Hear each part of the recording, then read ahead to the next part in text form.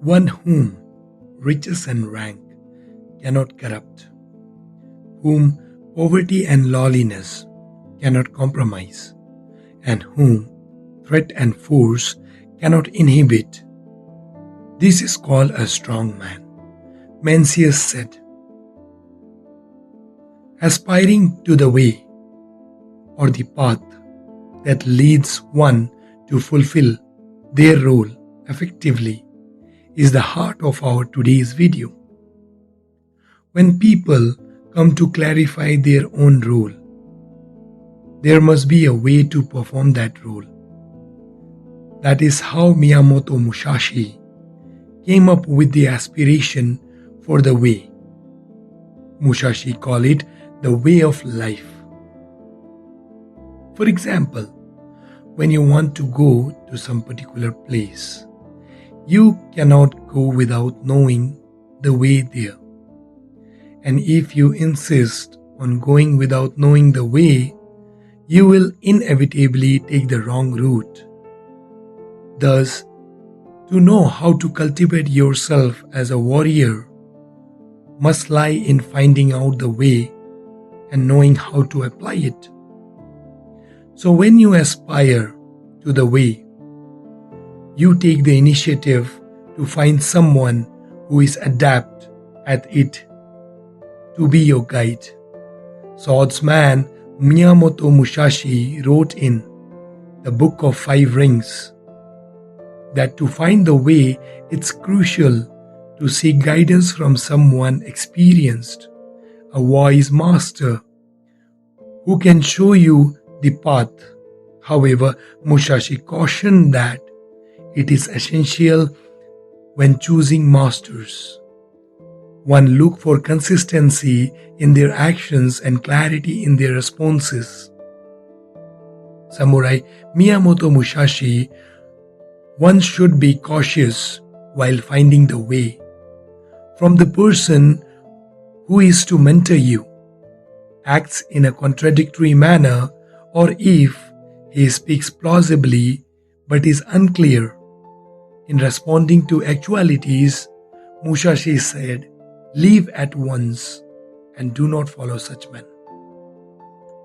When you are steeped in the instruction of a false teacher for a long time, without realizing it, you will become further and further from the way under that person's influence.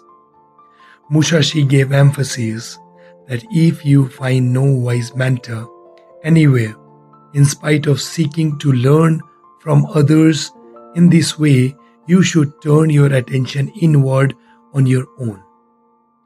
Turning your attention inward means that because the way of the wise is a teaching mastered only by sole reliance on the inherence of natural qualities, without any forced contrivance, as long as you have something to set your will on, the thing can be learned as you can find out the basic idea of yourself. This is especially so in view of the fact that sages of old have provided maxims to guide people.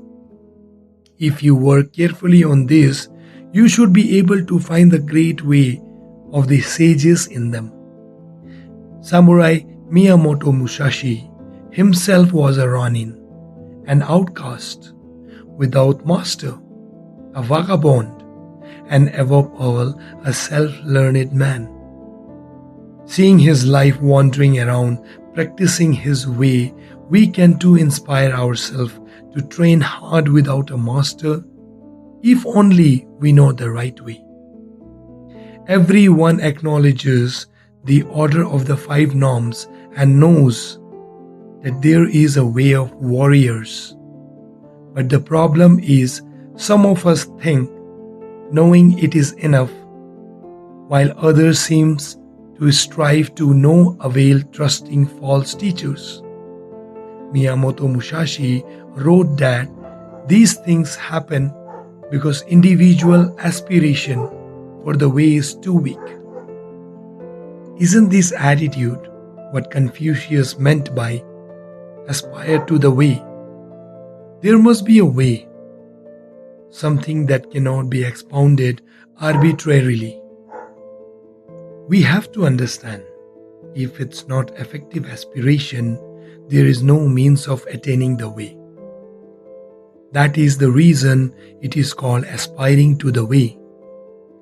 People who have become somewhat familiar with the world and pretend to be intellectual starts imposing definitions on the way. They think themselves exclusive, insisting on their subjective opinions. Thus, somehow they start diverting away from the way and ultimately fail to gain entry into the great way. Therefore, remember, even if you know the role of warrior, without aspiration for the way, no matter if you have knowledge, but if you do not put it into practice and so do not consummate it, it is imperative to examine the principle most thoroughly. Someone has rightly said, make practice your second nature and you will strive for success.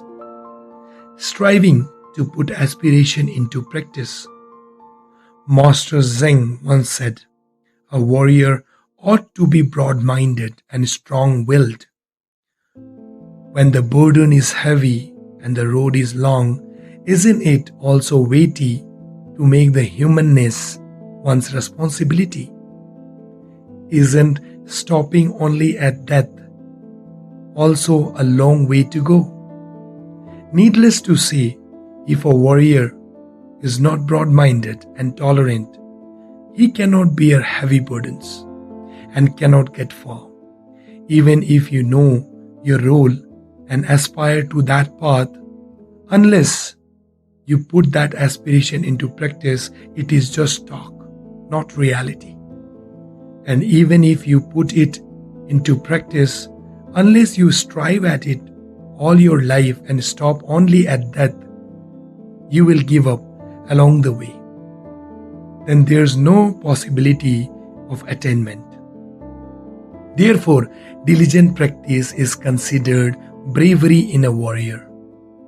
Confucius said a noble man wants to be slow to talk but quick to act. He also said that talk is easy while action is hard. When it comes to recognizing your professional role, establishing your will, even though we speak of aspiring to the way and learning the process of the way, our ultimate focus must be on making the effort to put it into practice. Those who understands diligent practice is hard to accomplish with an ordinary will. Those who understands that even a minor habit of slight importance is hard to change without enormous efforts when you have become accustomed to it. Those who understands, in particular, between gain and loss, wayward urgings of sexual desire, and opportunities for fame, those who understands if you linger over them for long, there will be no end. And once these thoughts arbitrarily take the lead, at that point, unless if you have great strength within yourself, you will be dragged down and unable to be completely sincere. Such are those people who in real know the way of warriors in a true sense. Miyamoto Musashi wrote that to bring great strength in yourself, you have to be depends on the depth of your will. If your aspiration is shallow, your striving cannot be deep. As far as will is concerned, this will does not emerge if you do not examine yourself and register profound shame at what is unworthy of humanity in you. Therefore, in the main, Confucius says, to like learning is akin to knowledge. To put it into practice diligently is akin to benevolence. To be conscientious is akin to courage. Modern warriors have to know what Mencius views about strong men. Mencius said, one whom riches and ranks cannot corrupt, whom poverty and lawlessness cannot compromise, and whom threat and force cannot inhibit. This is called a strong man. Riches and rank are things people like a lot. Poverty and lawlessness are things people dislike a lot. And threat and force are things people fear a lot. If your mind sticks to them at all, you cannot be called a strong man.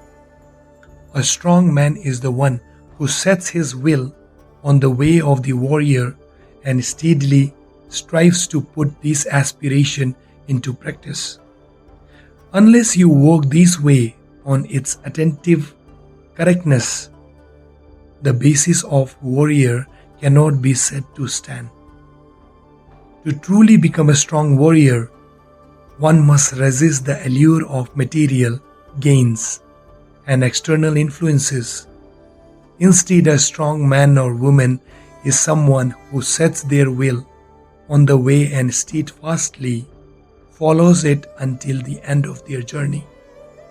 So, in conclusion, aspiring to the way is the foundation of the warrior's journey. Seek guidance, put your aspirations into action, and develop a strong will to overcome challenges. With dedication and introspection, you will find yourself firmly standing on the path of the true warrior. That's all for today's video on Warrior's Path. Remember, the way is not merely a destination, but a way of living, a continuous pursuit of growth and self-improvement.